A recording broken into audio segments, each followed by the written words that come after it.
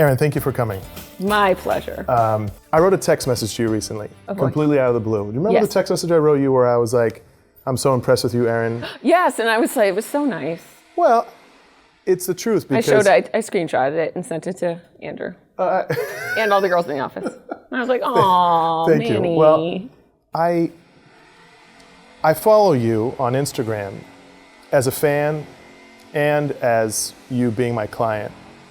And I often say to myself, I don't know how you do it, because I have to, I try and provide content for our Instagram and our stuff, but you are so on all the time. And from a mom, from a designer, from a influencer, from a trendsetter, Erin, I don't know how you do it. I don't either. I don't know. I don't do it. That's the thing. You see the highlight reel. Right. Right. I mean, let's be honest. Like, I think I have a hard time giving up control of things. Therefore, I am the one always posting on Instagram. Nobody really, I did have a social media director for like a hot minute. But other than that, I just want it to be organic. And like, what I'm doing, exactly what I'm doing, wearing, thinking, and that is good and bad. Yeah. No. Because I'll definitely run my mouth and.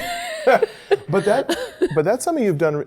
You changed recently though, because I think it started right around COVID, right? You started voicing your opinion a lot more often, and That's when Trump was elected. Let's be honest. Okay, it might be along with COVID that. too, yes. COVID too, but no. I mean, I think a lot of people believe like separation of business and politics is kind of the old standard, but I don't think that necessarily rings true anymore. Would I have more followers if I didn't say stuff like that? Yeah. But do I care? Not really. But that's what I don't think I'm saying anything inflammatory. I'm just stating what I believe in as a human being. So. But that's a part that makes me sad. I had my parents on earlier today, right? And we were talking about their American dream. Very excited to watch that. Yeah, Mom and Dad were pretty good. There was a couple emotional moments. Because they're so great. But I thought about their American dream, and I was saying to myself, I know it still exists, and we don't have to go down this road, but that America then feels different than the America today. And it makes me upset and sad that you can't go on and voice your opinion. Yeah. And then you always talk about these horrible people who in the darkness send these terrible messages to you. And I don't think I can handle that.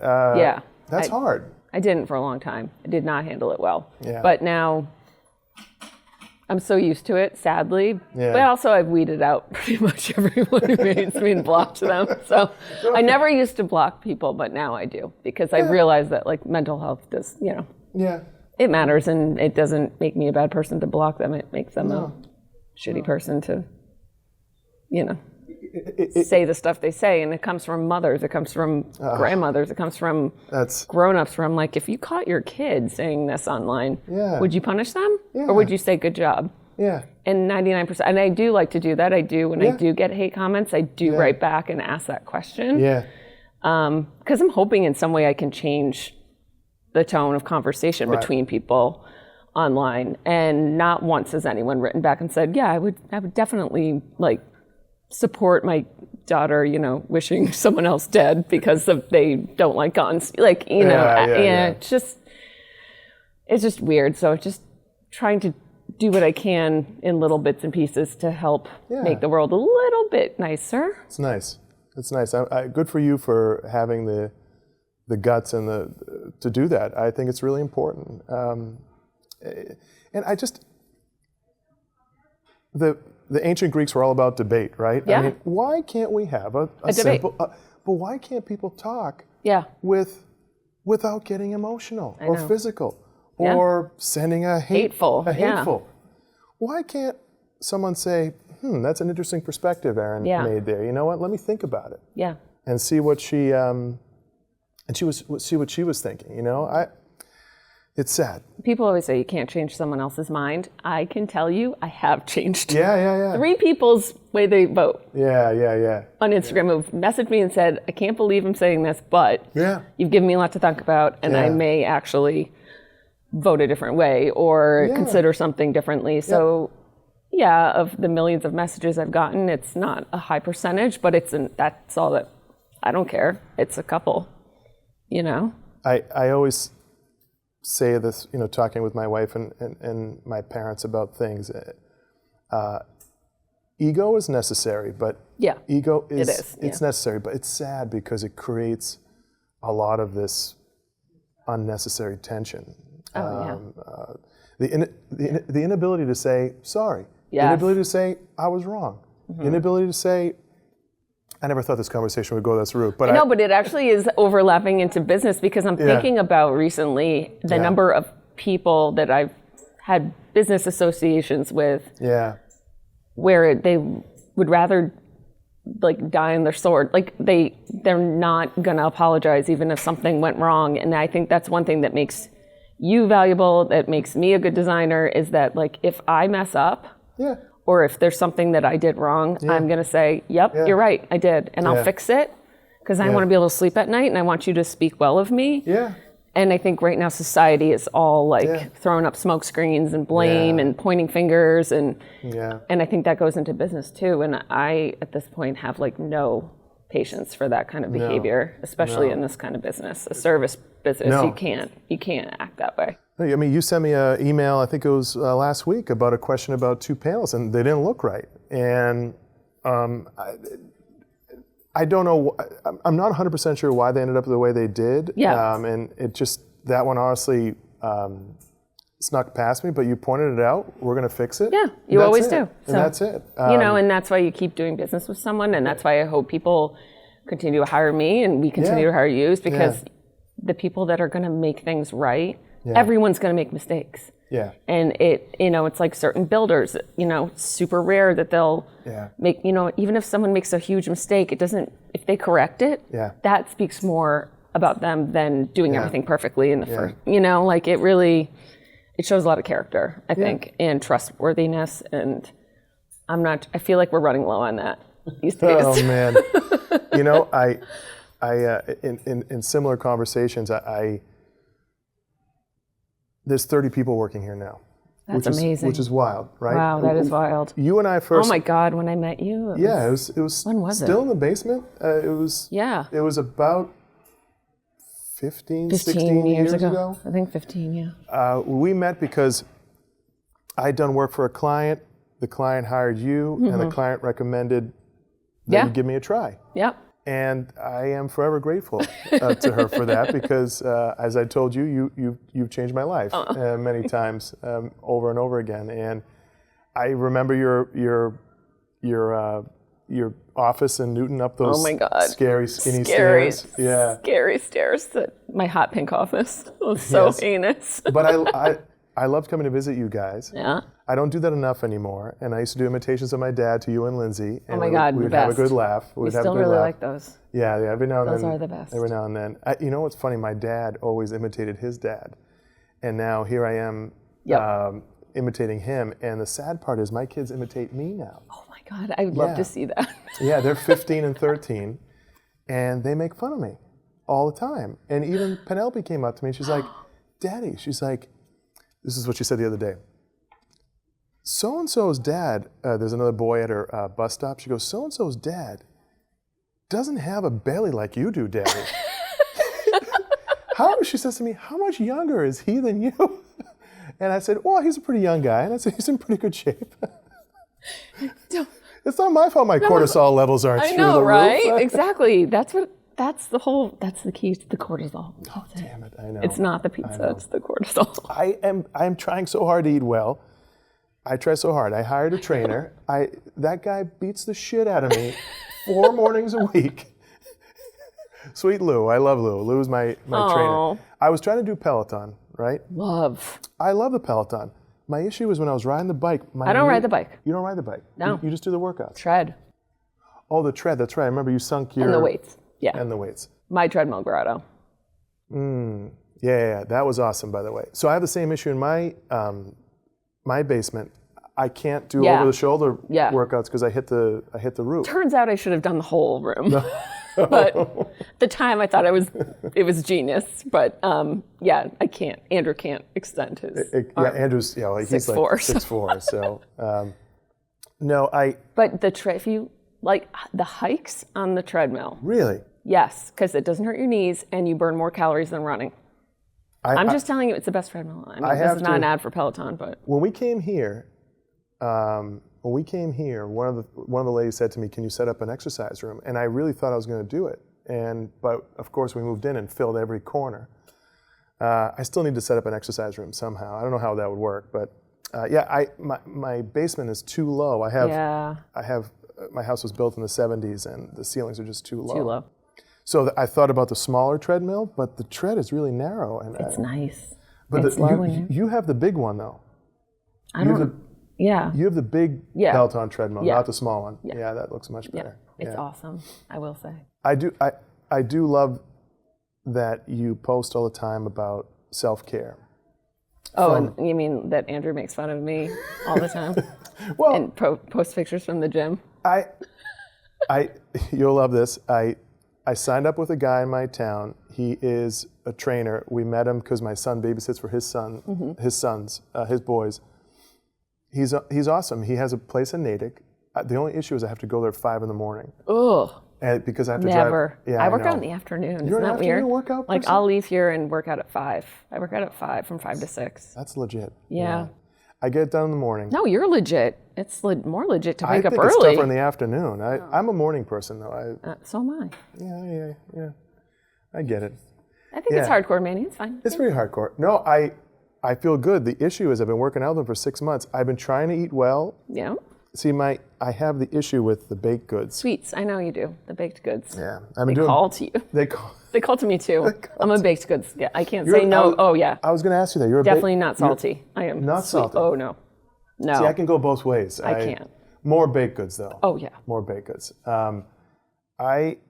Like birthday cake. Oh man. That would be a death row meal for me. Would be funfetti cake. No, the best cake is the normal cake with the vanilla frosting. Yeah, it has to be vanilla. Oh my.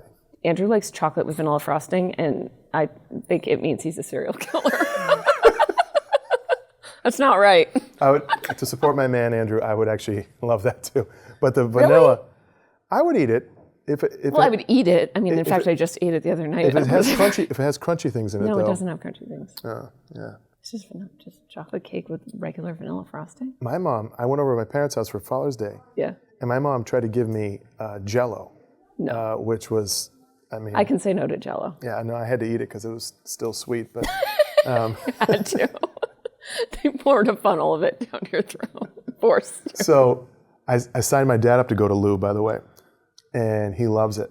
He loves it. I love working with a trainer. I mean, I was working with a trainer, but I kept throwing up in the parking lot. Because it was so hard. Yeah. Oh, geez. And I was like, I think this is probably not great.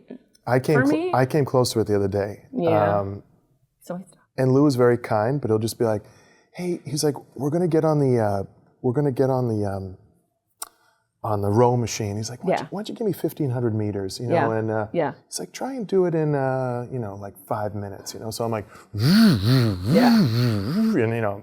But are you like so competitive with yourself that you have to beat the? See, I have to. That's so funny you say that. So the ski machine they have, you have the assault bike. That's the worst. That's the worst. He has the machine where you pull the things down. Yes. And he'll make me do a circuit, and then he'll say, "Okay, 500 meters on the ski machine." If I don't do it in under 2:10, that means I wasn't working hard enough. And then I was such an ass the other day. I was like, I want to beat 2 minutes. Yep. And I almost puked. I did in 2:03, but it was close enough. It's close enough. It was close enough. But I'm that way. Yeah, I'm the same way where I have to go hard. But seriously though, when I see you post those things, and and I'm on my second pair of fat pants, and I'm like, you know what, Erin's right. We gotta make it a priority. You know what I mean? Well, I do. It makes me, like, I do think it changes your mental state. For me, it does. Not everybody. I can't skip. I work out 5 or 6 days a week because if I don't, then I'm meaner than normal. Yeah. Well, I witnessed it with my dad. My dad, I sent him to Lou, and he's changed. That's awesome. He's happier. He goes only 2 days a week, but he loves it. He's going to start going 3, and it makes him feel good. That's awesome. He's 76. He, is lifting weights. Yeah. He's feeling good. Yeah, I have a client like that, a little younger, but out in California, and I went to do an install out there, and she took me to her trainer, and no joke, I was like breathing real heavy. Oh yeah. And I was like so impressed, and I'm like, good for you. I was like, this is what I want to be like when I'm 75. Yeah. Like, I want to be smashing the weighted ball on the ground and doing that. Yeah, no. But it really, I was like, oh, this is secret to longevity. No, I'm impressed with you for that. I just have to get the anxiety out through working out. I hear you. I run anxious. Hot and anxious. That should be Hot the and anxious. That should be the podcast. That's gonna be my podcast. Hot and anxious. I'm gonna call them. That's a great. I'm not kidding. I might. These guys can film it for you. Marla said she and I have to start a podcast where we just sit in a bathtub and talk about design and fashion and not just clothes, but in a bathtub. I don't know why in the bathtub, because my bathtub came out really pretty. I think that's why. That bathtub did come out pretty. Yeah, it did. That's one of my favorite photos. First of all, I love that cafe curtain we made for you. I know. Part of me, though, wishes we split it in 2. I don't know why. No, not that one, but there's one in Maine that we just shot that needs to be split in 2, by the way. The one on the one...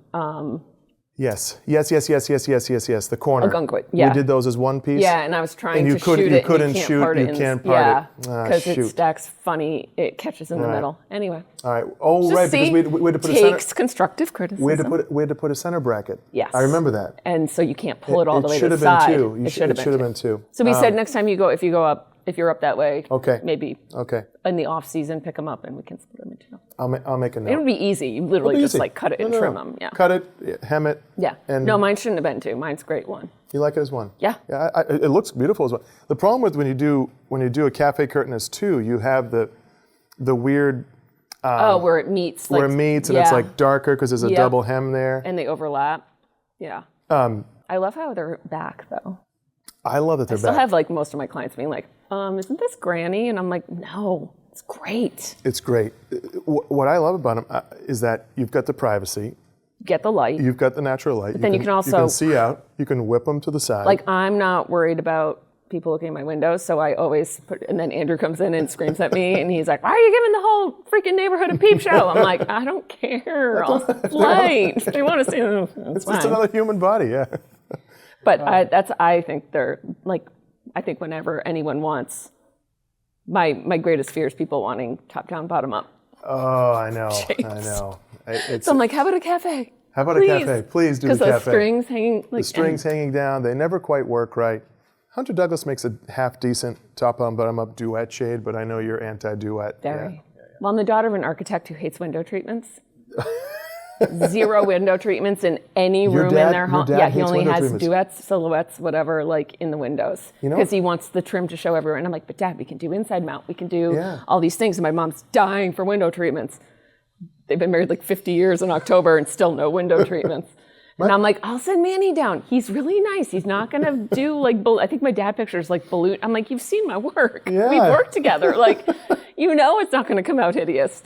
But yeah, I think some architects are, I found that with some other architects too. Purists, they don't they'll do shutters. Yeah. And they'll do like white cellular shade. Oh man. I know. Well, some of the simple roller shades we've done have been really great now. Simple and nice. I know, because when you say roller shade, people think vinyl and crap and I just had to go through this process with someone. Yeah. Where it's like, nope, look at this. It looks like a woman. It looks up the street here in Concord, and in Lincoln, I mean. Those rollers, I think, came up. Did they like those? Those were beautiful. Yeah. Yeah. And we hit them inside the soffit. Hit them in the soffit, and they're motorized, and they're awesome. That was a beautiful project. Yes. One of many. One of many. Before I left the office, I was like, girls, what are our favorite projects with Manny? And I was like, besides mine. And we have two. One was the amazing Connecticut shoreline house with the motorized sheer yes. striped. That came around the corner. Yeah. Oh my gosh, that was were beautiful. like I still have like a GIF. Yeah. GIF. GIF. GIF. GIF. Is it GIF? GIF. I don't know. GIF. Okay, I'm gonna go with that. Okay. GIF. GIF of them closing because those are motorized and the blackouts behind were motorized. Yeah, and that was good. That was like because the water's right not there. That was. And then Beacon Hill, the pattern drapes in the back room that we just did. The the big. It's like an overscale kind of like block print paisley. Not the double. Oh yes. Okay. So awesome. I was thinking of the double. Double brownstones, by the way, are scary. Oh, that one? Yeah, that one. We haven't shot that. Yeah, okay, never mind then. No, it's a great, amazing project, but yeah, the double brownstone was... That's a gangster move. That was my biggest project ever, and will probably be my biggest project ever. That house... Incredible. Was incredible. Yeah. Very fancy. The ability to get one brownstone and buy the one next to it too, and knock all the walls down. Yeah. I learned. Oh. You have one, and then as people sell next to you, you buy them up. Oh, you just. And then once you've bought them all up, then you demo everything. Oh my. Yeah. And but combined with working in the cities, like. But it seemed to me that the construction crew was great there too. The guys from CEDAR. Yes. They're very good. Very. Well, and it was during COVID. That was during like deep COVID. I remember that. You're right. Masks for everyone. Like sometimes you couldn't have more than a couple people on site. That's right. They shut down the site for. Remember the whole city shut down. People got people didn't get sick, but but like too many people in the building. Yeah. So the fire department would come by. Does that feel like another life? That feels like it doesn't feel. It feels like a bad movie I was watching. I know. How did you guys operate during that time? Did you We shut down. We shut down. Then we started making masks. Oh, I remember that. Yeah. Another weird, bizarre thing. I still have a box of masks somewhere in here. Isn't it crazy? Yeah, and like. Hated that. I don't know. I don't think anyone was like, "Yay, COVID." Yeah. But actually, there's probably some introverts that were very into COVID times. I know. I might know a couple. I know. That were for me. Tell me, so I was thinking about something. Do you have I asked you before, I don't know what your go-to drink is. You're sitting at a bar. Tito's Cosmopolitan Extra Lime. Tito's Cosmopolitan Extra Lime. Yeah. That's not dirty though, that's just... No, that's great. It's cranberry, lots of vodka, cranberry. Oh, Cosmo, I'm sorry. Cosmo, pink. I'm sorry. Pink drink. I was Carrie Bradshaw. I was just saying this the other night. I made one the other night, and someone's like, "Oh, how old school have you?" I was like, "I never dropped it. Like, I know it went out of favor. Cosmo, the good old yeah, cranberry lime." But you make your own though, because you're good at that. Oh yeah, I like making up drinks and then trying them, and then actually in my new book, there's going to be 6 drink recipes instead. Really? Yeah. Because I went from like like my wholesome verse book. It's like my mom's steak marinade. Now this one's like just straight up booze. The new book. Yeah. It's not coming out for a while. Not coming out for a while. September 25. September 25. Now 2025. Not 25. But it takes time though. Yeah. And it would be ready earlier actually, but I have this weird thing. My first book came out in the fall. Did extremely well. Yeah. Second book came out in the spring, didn't do as well. So I have this little like hang up, but I also feel like it's like it's like for home books, I feel like fall is such a cozy time and it's right before the holidays. So I'm going to hold it until September 2025 because I feel like I have a better chance of maybe, getting some accolades that way. But we'll see. I like that idea. Yeah. What is writing a book like being a musical artist? Like, do you make a commitment and then like they like own you and they chase you? Not my publishers. Actually, they really didn't because I signed that deal. So my first book came out. It did so well the first week that they offered me a deal on a second right away, which I obviously took. I had no children at the time. And that second one took much longer time to write because I had a kid. And then they offered me a third before that one even came out. I said no. And because the second one was really hard. It was really hard with the business growing and a kid. And there were some hiccups with the second book. The printing got messed up. Some things didn't go the way I wanted them to go as far as marketing and publishing. So it didn't do as well. And to me, it was a failure. And my agent will yell at me so much for saying that because it's not. It has sold a lot. It's not. But not nearly as much as the first. But no design book really has. It honestly has sold like a psychotic amount because of the stripe spine. Frankly, and I'm fine saying that. Like, I'm fine that people buy it as a decorative object. That was the whole point of doing that spine, which I had to fight to get because the publisher was like, you can't read the title. No one's going to you're not going to be able to recognize it. Well, now you can recognize it everywhere. It's in like every catalog as a prop, every Kardashian home as a prop. Like, it's right next to the Tom Ford book and this book. I mean, it is, and it's the size it is because I want it to be on the top of the stack. So it's smaller so that it's always on the top. So I said no, and then I bought my new house during the pandemic. I was pregnant. No, I had Emma. And my editor, who has since retired, wrote me and she's like, Erin, renovating this house is a book on its own. And at the time I was like, they made me a very handsome offer. And I was like, okay, but I need as much time as I need, and I need, this guarantee, like this many photos. The problem with books is in this business, you have to keep all your photographs back till publication. And as you know, it takes years. Oh, that's right. So you're not able to compete in the marketplace showing your new work as you go along because you need to have them all saved and be unpublished. Right. My first book was 100% images. The second book was 75% of the images had to be never seen before, so I could publish a couple. This book I negotiated 50%. And I still err on the side of keeping things back because I want people to feel like there's value in buying this book and they don't open it and say, oh, I saw all these on her Instagram. Like that, And some designers do that, and frankly, that is how I feel when I buy somebody's design book and I say, wait, I've seen all this. Yeah, it's not as exciting. But it's really hard to keep that. It keeps you from being, it is a constant content culture right now, and you have to pump it all out, and it's frustrating to not be able to do that. Yeah. So anyway, I did say yes, but I said with these parameters, and it took me, and then COVID hit, and it took me 5 years to write this book. And they were very, very, very patient. I kept moving the goalpost and saying, I'm not ready, I can't do this.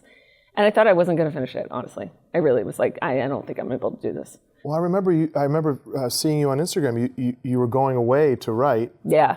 I started doing that That's smart. Some writing retreats where I lock myself away in a nice hotel. So, but, it's how I got it done. And smart. This book is more photo heavy than the prior. I wrote a lot in the last two books. This, I just think the work is stronger. I'm a lot older. I've had bigger projects, and I just want the pictures to be kind of the hero. So while I do talk about how COVID affected our homes and how we live and how it affected me and having 2 kids and being a working mom, it's sprinkled in there, but it's not the meat of the book. Yeah, no, that's, I can't wait to see it. That's exciting. Well, your work is throughout. Every single house, I think. Hopefully it will do well because I'm not doing it again. No, that's it. Yes. That's it for books. For now, for the foreseeable future until maybe my kids are older, and I don't know. It's not, the return on investment there isn't quite. Yeah. I've written 3 books. I have one New York Times bestseller. I don't need to write 10 books. Yeah, no. I can do whatever.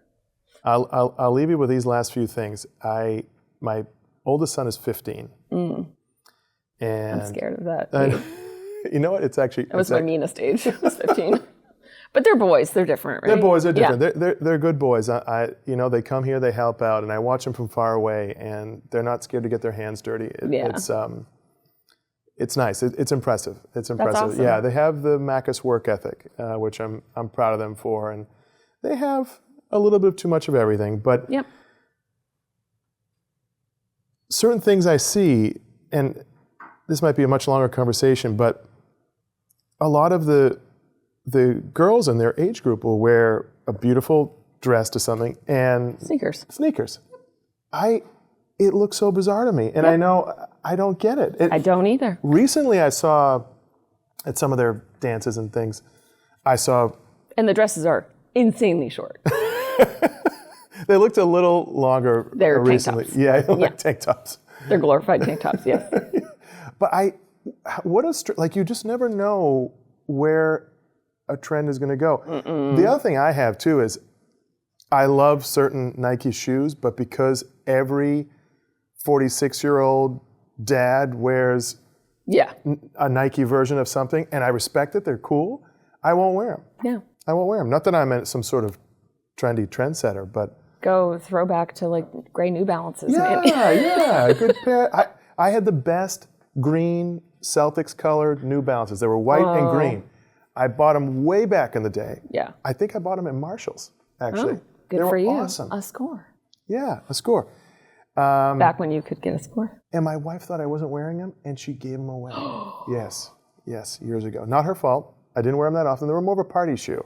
They were more of like a show shoe, like a special occasion shoe. Yeah, I get that. And all of a sudden I was like, where am I? Because now they'd be like worth a lot. Yeah, where'd my New Balance high tops today, go? Tonight. I know. They're playing tonight? Tonight. For the championship? Yeah, tonight. Yeah, it's a big one. But yeah, trends, I don't know. I don't like trends particularly. Yeah. I feel like, I don't know, like you like what you like. I like classic stuff with a little twist, but not like... Yeah. Says me wearing bejeweled Tevas, which everyone hates, by the way, including myself, I'm pretty sure. Has my mom seen them? No. My mom will take them off your feet right now. Oh my God. My kids. I came into the office and the girls are like, what are you wearing? And I was like, I know, I'm trying too hard, aren't I? I am. I think they're what awesome. happens when you try to be cool. I think they're awesome. Yeah, they're not me at all. And I was really reaching today. And I was like, they're comfortable and they're sparkly. Erin, let me thank you for everything. You've been a tremendous client. I've always appreciated your kindness, grace, and good humor and patience with me and my team here. And as I've said with many of the designers early on that gave me a chance, you gave me a chance. We hit it off. We work well together, and I really appreciate that. And I appreciate everything. And thank you. I look forward to doing this again one day. I know. When the new book comes out, maybe. With Cosmos. I know. I wanted to figure out a way. We're going to keep working on our setup here. I think we have to do drinks. Yeah, I think we have to do drinks. What was the name of your podcast again? Hot and what? Hot and Anxious. Hot and Anxious. Look for it. Hot and Anxious. Wherever you can. It's a great name. It's a great name. I honestly, I'm kind of into it. I kind of like it too. I know. And you and Marla together are very entertaining. Very anxious. We know that. And very hot, right? Apparently. Can I say that? Yes. I can say that with you. All right. I think that's good.